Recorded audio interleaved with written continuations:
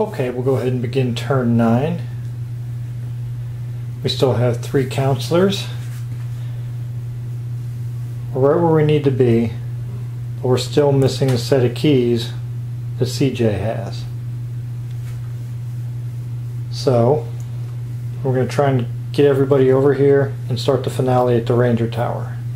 So, first is Karen, who is up here, only one space away, but there's a nature trail between her and this cabin. So she can currently move 3, so we're going to go ahead and attempt to use the nature trail to see if we can just get there and wait for CJ to bring the keys. Okay, when attempting to use nature trails, you roll a 6-sided die. If you get a 1, you're lost in the woods. A 2, a 3, a 4, nothing happens. You just lose the movement point that you spent and you stay in place. A 5 or a 6, you successfully use a nature trail. So we'll use Karen's first movement point and roll a 3. Nothing good, nothing bad, she just loses that movement point. We'll use Karen's second movement point, and it's a 1. So Karen has been lost in the woods when trying to find her way across that nature trail. So Karen gets lost in the woods, and now it is Kevin's turn. Kevin's already where he needs to be. We're not going to move, we're just going to end his movement and draw a cabin card. It's not a good one.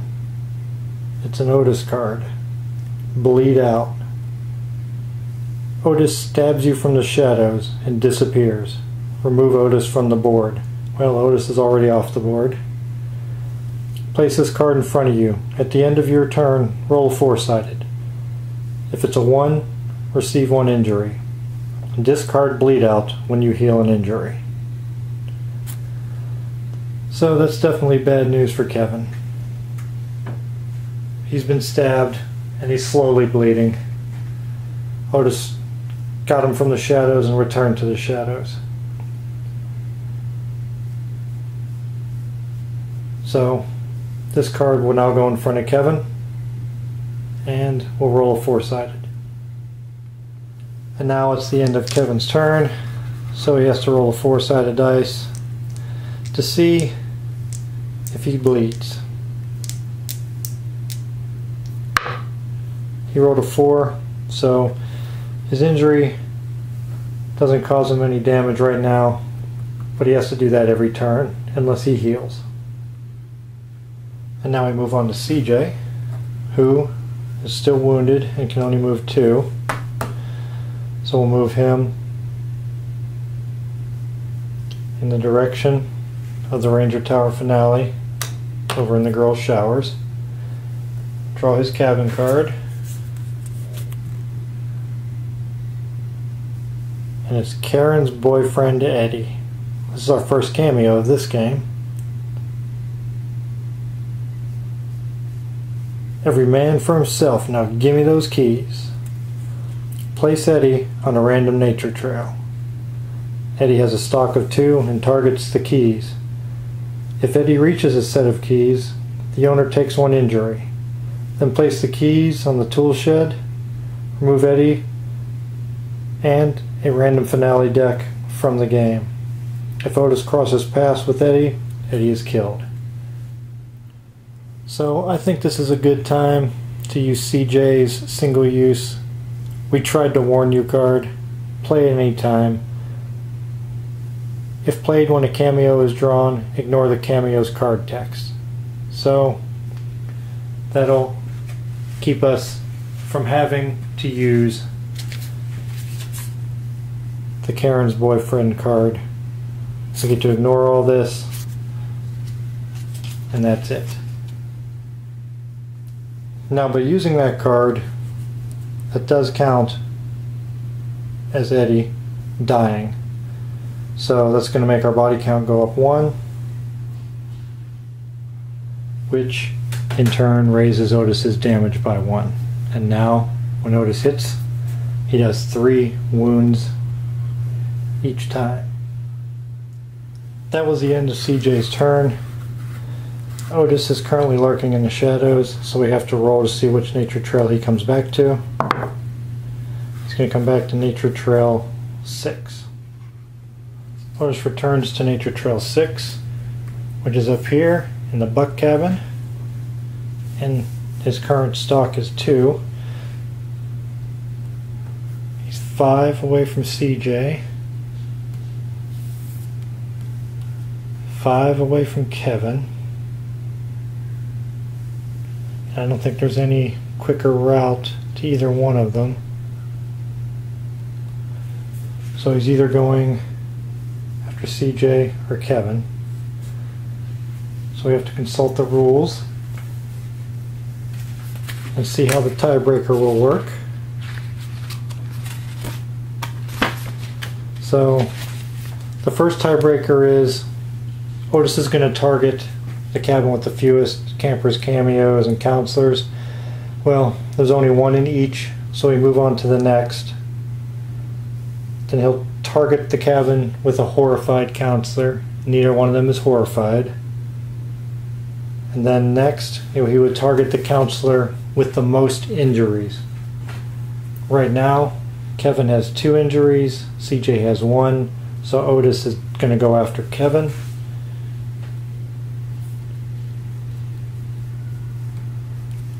The most direct route, stock 2, and end this turn.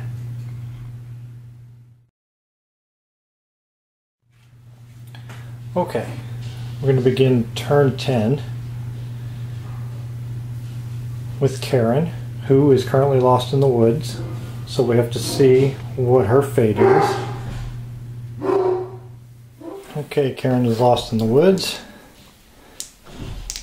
Roll, and we get a 5. A 5 is good news for Karen, because that means nothing happens and she will appear on a random nature trail. So we'll roll a 10-sided to see where she appears, and she appears at nature trail 7. Nature trail 7, up here in the buck cabin, which is not good because that puts Otis between her and where we need to be. So let's move on to Kevin. Kevin's where he needs to be. He can only move 1, so we're just going to leave Kevin right where he's at. Draw a cabin card. It's red, so that's not good. Chased. Move Otis to your space and roll a 4-sided. 1 to 2, receive 1 injury and move. 1 space away, repeat chase. 3 or 4, move 2 spaces. You outrun Otis, remove Otis from the board and draw a survival card. Okay, so Kevin is being chased by Otis. So let's see what happens to Kevin. We want to get a 3 or a 4. Kevin got lucky and got a 3. So just like the chase card says, you roll a 3 or a 4. Kevin can move 2 spaces. He got away from him. Remove Otis from the board and draw a survival card. So Kevin can move 2 spaces. Now it says to move 2 spaces, not can move 2 spaces. So we'll move him 2 spaces. Remove Otis from the board, draw a survival card, and he is athletic. You're going to move 1 additional space during your move phase. Well, that comes in handy since he's injured and can only move 1, so at least he can move 2 now. Now Kevin still has that bleed out status, so he has to roll a 4-sided and hope to not get a 1.